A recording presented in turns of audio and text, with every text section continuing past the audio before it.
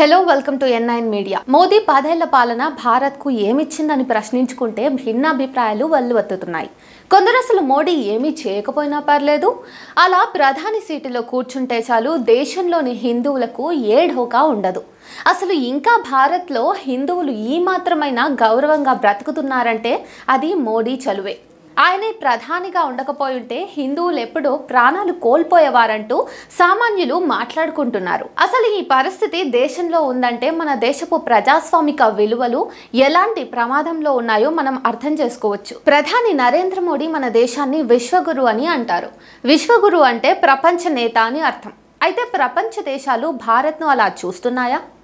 అలా అంటే లేదనే చెప్పాలి.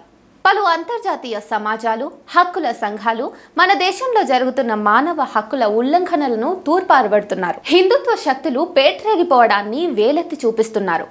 ఐక్యరాజ్య సమితి నిపుణులు, పౌర సమాజ గ్రూపుల నుండి అంతర్జాతీయ మీడియా, వివిధ దేశాల పార్లమెంటేరియన్ వరకు భారత ప్రజాస్వామ్యం పనితీరును ఎండగడుతున్నారు. గత నెల 16 నుంచి 30వ తేదీ వరకు ఆయా సంస్థలు, నాయకులు వ్యక్తం చేసిన అభిప్రాయాలు చూసుకున్నట్లయితే భారత్లోని ప్రజాస్వామ్యం మీద మనకు అనుమానం కలగక మానదు. అవేంటో ఇప్పుడు ఈ వీడియోలో చూద్దాం. CNN, America. మోడీ పరిపాలనలో మతపరమైన విభజనలు చోటు చేసుకుంటున్నాయి. మతోన్మాదం ప్రబలుతోంది. హిందూ జాతీయవాదాన్ని ముందుకు తీసుకుపోవడానికే మతోన్మాదాన్ని రెచ్చగొడుతున్నారు. విధానపరమైన వైఫల్యాల నుండి ప్రజల దృష్టిని మళ్లించడానికి మోదీ మతాన్ని అడ్డుగా పెట్టి ప్రజలను మోసం చేస్తున్నారు. NPR, America. అయోధ్యపై 2019లో సుప్రీంకోర్టు తీసుకున్న నిర్ణయం చూపిన ప్రభావాన్ని ఈ పత్రిక వివరించింది. దాని ప్రకారం అయోధ్య తీర్పు నుండి ప్రేరణ పొందిన మధురలోని హిందూ జాతీయవాదులు అక్కడి మందిరం, మసీదు వివాదానికి సంబంధించిన దశాబ్దాల నాటి ఒప్పందానికి స్వస్తి చెప్పాలని డిమాండ్ చేశారు. The Guardian, Britain. సార్వత్రిక ఎన్నికలపై ఈ పత్రిక ఏప్రిల్ 24న తన సంపాదకీయంలో ఇలా రాసింది: నరేంద్ర మోడీ నాయకత్వంలో ఎన్నికల్లో విజేతలెవరైనా ఓడేది మాత్రం భారత ప్రజాస్వామ్యమే.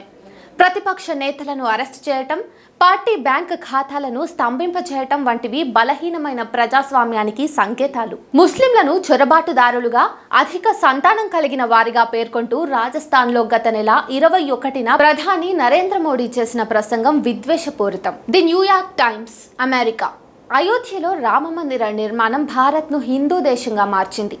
అసమానతలు, ఉద్యోగ అవకాశాలు లేకపోవటం, ప్రజారోగ్యానికి విఘాతం కలగటం, వాతావరణ మార్పుల విధ్వంసం వంటి సమస్యలను ప్రభుత్వం పరిష్కరించలేదు.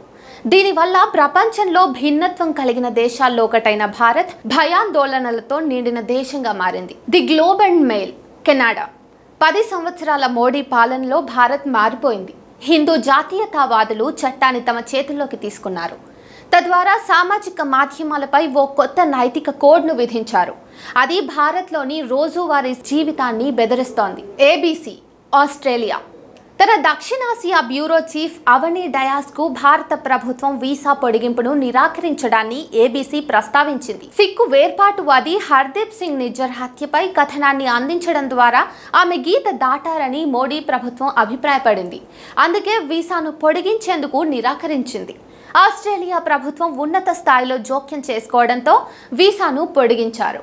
అయినా ఆమె భారత్ను విడిచి వెళ్లాలని నిర్ణయించుకున్నారు. మీడియా సంస్థలతో పాటు పలువురు పార్లమెంటేరియన్లు, విదేశీ పాత్రికేయులు, నిపుణులు, అమ్నెస్టీ ఇంటర్నేషనల్, అమెరికా విదేశాంగ శాఖ, ఇండియన్ డయాస్పోరా గ్రూపులు, council of American Islamic relations, the Indian American Muslim council వంటి సంస్థలు కూడా దేశంలో క్షీణిస్తున్న ప్రజాస్వామ్య విలువలపై ఆందోళన వ్యక్తం చేస్తున్నారు. అయితే మూడోసారి మోదీ ప్రభుత్వం గెలిస్తే తప్పనిసరిగా జరిగేది విద్వేషపూరిత మతతత్వ పాలన తప్ప ప్రజాస్వామ్యానికి భారత్లో చోటు ఉండదు అనేది మనం అర్థం చేసుకోవచ్చు.